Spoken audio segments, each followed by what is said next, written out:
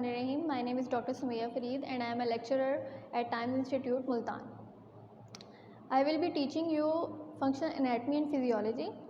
Today our topic is Introduction to Cellular Organization. Cellular organization को पढ़ने की ज़रूरत क्यों है? क्योंकि सेलुलर ऑर्गेनाइजेशन जो है हमारे पास बेसिस ऑफ एवोल्यूशन है। एवोल्यूशन इज़ कि किसी सिंपल थिंग या सिंपल ऑर्गेनिज्म से कॉम्प्लेक्स और मल्टी सेलुलर ऑर्गेनिजम्स की डेवलपमेंट जो है वो हमारे पास बहुत ही ज़्यादा माइक्रो मॉलिक्यूल्स ने बनाए, फिर मैक्रो मॉलिक्यूल्स ने हमारे पास सिंपल ऑर्गेनिजम्स बनाए और सिंपल ऑर्गेनिज्म ने हमारे पास बाद में मल्टी सेलुलर ऑर्गेनिज्म बनाए। अगर हम लोग सेलुलर ऑर्गेनाइजेशन की बात करते हैं तो वो हमारे पास cellular level, cellular type, cellular order और सेलुलर कैरेक्टरिस्टिक्स के ऊपर जो है वो डिवाइड हो जाता है। ठीक है, सेलुलर ऑर्डर की या लेवल की अगर हम बात करें तो हमारे पास ऑर्गेनेलिज की बात आती है। ठीक है, कि हमारे पास किस तरह जो है वो डिफरेंट ऑर्गेनेलिज जैसे कि माइटोकॉन्ड्रिया आ जाते हैं, साइटोप्लाज्मा आ जाता है, सेल मेम्ब्रेन आ जाती है, सेल वॉल आ जाते हैं, ये डिफरेंट हमारे पास ऑर्गेनेलिज हैं। ये ऑर्गेनेलिज जब एक दूसरे के साथ मिलती हैं तो हमारे पास एक सेल फॉर्म होता है। ठीक है, वो सेल जो फंक्शन परफॉर्म करता है, अगर हमारे पास सेम फंक्शन परफॉर्म करने वाले सेल्स जो हैं वो हमारे पास एक साथ जमा हो जाएं तो वो हमारे पास बनाते हैं टिश्यू लेवल। और टिश्यू लेवल के ऊपर भी जो एक जैसे फंक्शन परफॉर्म करने वाले जो टिश्यूज़ होते हैं वो जब एक दूसरे के साथ मिलते हैं तो वो हमारे पास बनाते हैं ऑर्गन्स। और एक जैसा फंक्शन परफॉर्म करने वाले ऑर्गन्स जो हैं वो हमारे पास ऑर्गन सिस्टम बनाते हैं। और ऑर्गन सिस्टम के बाद हमारे पास डिफरेंट ऑर्गन सिस्टम्स जो हैं वो एक ऑर्गेनिज्म को जो है वो बनाते हैं। फॉर एग्जांपल अगर हम बात कर लेते हैं ऑर्गन लेवल की बात करते हैं, टिश्यू लेवल की बात करते हैं तो हमारे पास टिश्यू जो हमारे पास स्टमक है उसके टिश्यूज़ अलग होंगे। हमारे पास इंटेस्टाइन जो है उसके टिश्यूज़ जो हैं वो हमारे पास अलग होंगे।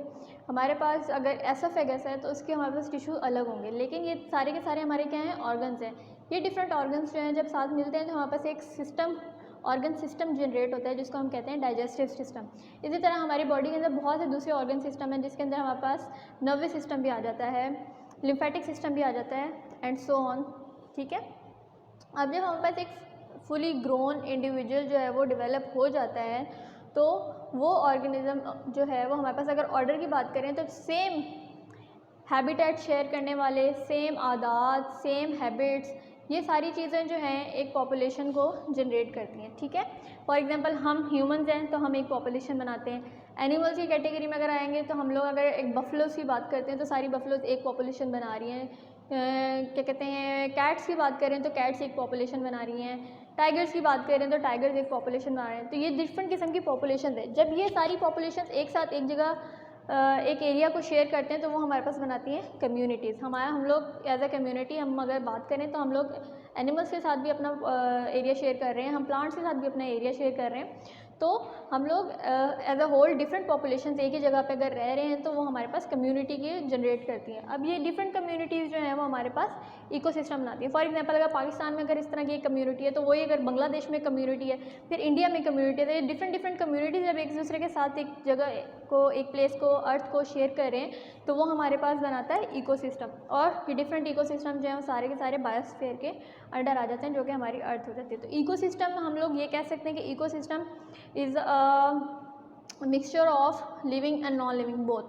क्योंकि हमारे इर्द गिर्द जो है वो अगर हम इकोसिस्टम की बात करते हैं तो हमारे इर्द गिर्द सिर्फ लिविंग थिंग्स तो नहीं है ना, हमारे इर्द गिर्द नॉन लिविंग थिंग्स भी जो है वो प्रेजेंट है। ठीक है, तो एयर आ गई है जिसके अंदर हमारा वाटर आ गया है, सारे नॉन लिविंग थिंग्स है। ये हमारे साथ लिविंग थिंग्स के साथ मिलके जो है वो इकोसिस्टम बनाते हैं और सारे इकोसिस्टम हमारे पास under the roof of biosphere जो है वो इकट्ठे होते हैं। ठीक है, अब हम लोग बात करते हैं टाइप्स की अगर बात की जाए सेलुलर लेवल के ऊपर कौन कौन सी टाइप्स होती हैं, मतलब सेल की कौन कौन सी टाइप्स होती हैं।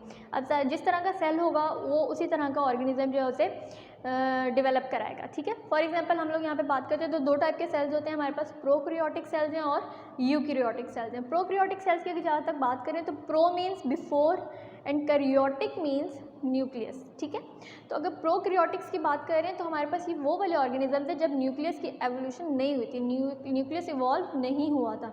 न्यूक्लियस क्या है हमारे पास, जैसे हमारे पास बॉडी के अंदर ब्रेन जो है वो हमारी बॉडी के सारे फंक्शंस को कंट्रोल करता है, इसी तरह एक सेल के फंक्शंस को कौन कंट्रोल करता है, न्यूक्लियस। अब न्यूक्लियस जो है वो जब इवॉल्व नहीं हुआ था तो उससे पहले के जो ऑर्गेनिजम्स हैं उनको हम लोग प्रोक्रियोट्स कहते हैं, ठीक है। और eukaryotes, you means after and क्रियोटिक means nucleus. तो यूक्रियोटिक्स हमारे पास वो ऑर्गेनिजम्स हैं जो न्यूक्लियस के एवोल्यूशन के बाद जनरेट हुए थे, यानी कि उनके सेलुलर लेवल में न्यूक्लियस प्रेजेंट होगा, जबकि प्रोक्रियोटिक्स के सेलुलर लेवल में न्यूक्लियस प्रेजेंट नहीं होगा, ठीक है।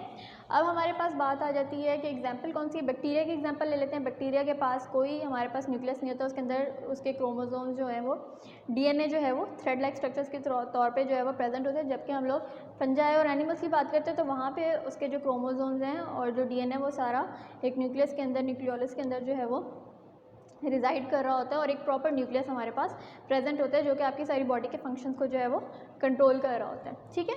अब हम लोग बात कर लेते हैं कैरेक्टरिस्टिक्स की, कि अगर एक ऑर्गेनिज्म डेवलप हो गया है सेलुलर लेवल से, तो उस सेलुलर लेवल के ऊपर उसके अंदर क्या क्या कैरेक्टरिस्टिक्स होंगी तो वो हमारे पास एक ऑर्गेनिज्म को जनरेट करने की एबिलिटी रखता होगा, ठीक है। सबसे पहला जो हमारे पास कैरेक्टरिस्टिक आ जाती है वो आ जाती है रिप्रोडक्शन। रिप्रोडक्शन क्यों ज़रूरी है? ऑब्वियसली बात है, अगर आपने जनरेशन को कंटिन्यू करना है तो उसके लिए रिप्रोडक्शन ज़रूरी है, क्योंकि ओल्ड सेल्स जो हैं उनकी जो after a certain limit time के बाद डेथ हो जाएगी, ठीक है। हर सेल का एक लाइफ टाइम होता है, उसके बाद उसकी डेथ हो जाएगी। अगर वो फर्दर रिप्रोडक्शन नहीं करेगा, न्यू सेल्स जनरेट नहीं करेगा, तो उसकी जो कंटिन्यूटी ऑफ लाइफ है वो डिस्टर्ब होगी और वो फर्दर आगे से अब उसी चीज़ को कंटिन्यू नहीं कर पाएगा। तो reproduction is a very important characteristic of cellular organisation.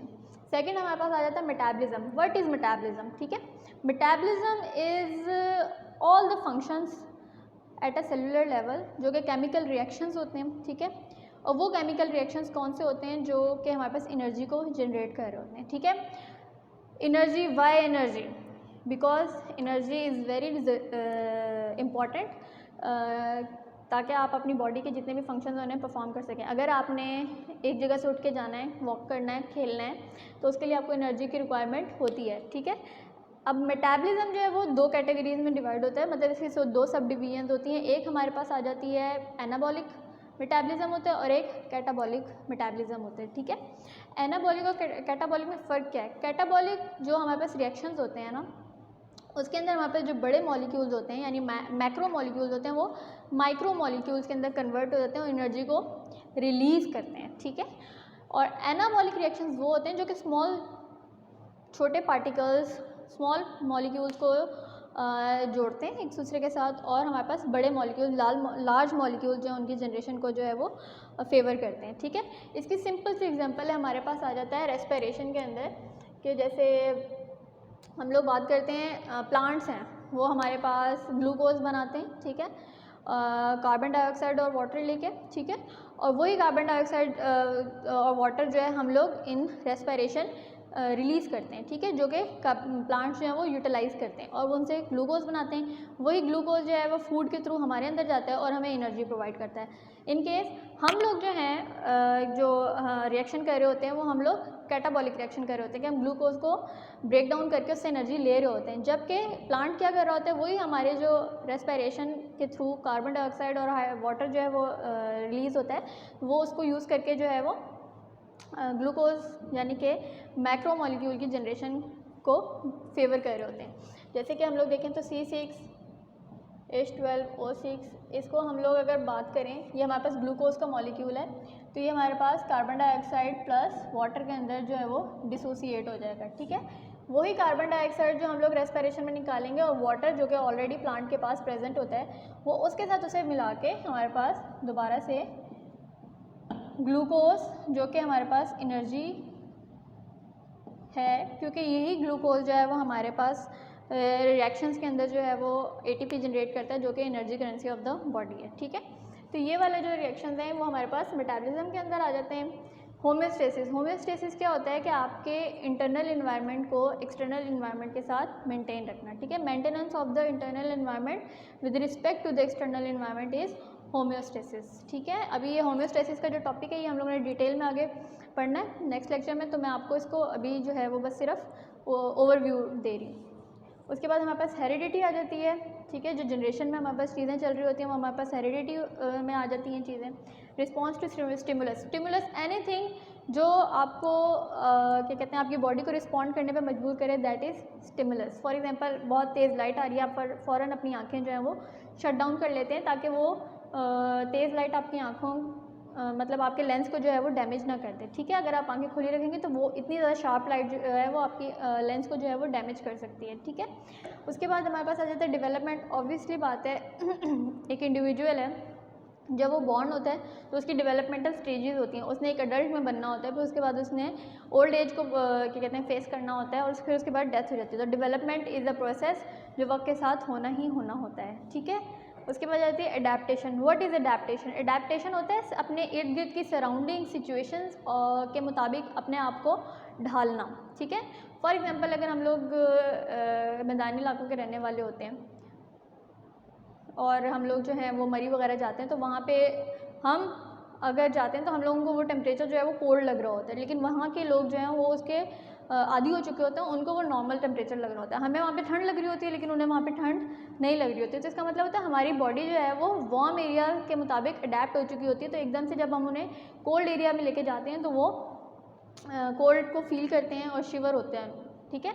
जबकि वहाँ के जो लोग होते हैं वो कोल्ड इन्वायरमेंट के आदी हो चुके होते हैं, तो उनको वहाँ पे जो अगर हमारे लिए जो टेम्परेचर जो है वो क्या कहते हैं सर्द होता है, उनके लिए वो टेम्परेचर जो है वो नॉर्मल होता है। तो एडेप्टेशन क्या होता है कि आपने इर्द गिर्द की सराउंडिंग्स के मुताबिक आपकी बॉडी जो है अपने आप को ढाल ले, उसको जो है वो हम कहते हैं एडेप्टेशन, ठीक है। उसके बाद हमारे पास आ जाता है कि क्योंकि हमारा जो ये वाला सब्जेक्ट है ये फंक्शनल एनाटमी एंड फिजियोलॉजी, तो थोड़ा सा मैं एनाटमी और फिजियोलॉजी में आपको डिफरेंस बता दूं कि एनाटमी जो है वो हमारे पास स्ट्रक्चर से रिलेटेड चीज़ होती है और फिजियोलॉजी जो होती है वो उसके फंक्शन से रिलेटेड चीज़ होती है। फॉर एग्जांपल बात कर लेते हैं सेल की अगर मैं एनाटमी की बात करूँगी तो मैं बोलूँगी आपको कि सेल जो है वो हमारे पास प्लांट में सेल वॉल होगी, सेल मेम्ब्रेन होगी, फिर अंदर उसके साइटोप्लाज्म होगा, न्यूक्लियस होगा, सो ऑन, ठीक है। जबकि अगर मैं एनिमल सेल की बात करूँगी तो मैं कहूँगी वो उसके अंदर सेल वॉल नहीं होगी, वो ओमिट हो जाएगी। उसके बाद उसकी स्टार्टिंग ही जो है वो सेल मेम्ब्रेन से होती है और उसके बाकी ऑर्गेनेल जो है वो उसके अंदर साइटोप्लाज्म के अंदर सस्पेंडेड होती हैं, ठीक है। तो ये स्ट्रक्चर की बात करते हैं। अब स्ट्रक्चर की अगर हम लोग बात करें ऑर्गेनेलिस की बात कर लेते हैं, माइटोकॉन्ड्रिया, तो हम लिखेंगे माइटोकॉन्ड्रिया जो है वो डबल लेयर जो है वो स्ट्रक्चर है, उसके दरमियान इनर लेयर जो है वो फोल्डिंग्स बनाता है, और इस तरह करके ये स्ट्रक्चर रिलेटेड हम लोग बातें कर रहे हैं। फंक्शन रिलेटेड अगर मैं बात करूँगी तो माइटोकॉन्ड्रिया के फंक्शन की क्या बात करूँगी कि वो वहाँ से एटीपी को जनरेट करता है, ठीक है, थ्रू केमिकल रिएक्शंस। तो माइटोकॉन्ड्रिया के स्ट्रक्चर के वो डबल लेयर्ड स्ट्रक्चर है, वो उसकी एनाटमी की बात आ जाती है और वो क्या काम करता है, फंक्शन क्या परफॉर्म करता है, दैट इज़ कि वो एटीपी की जनरेशन करता है। तो that is the physiology of mitochondria, ठीक है। बाकी हम लोग जो हैं दूसरे टॉपिक्स नेक्स्ट लेक्चर में कवर करेंगे। आज के लिए बस इतना ही। Thank you.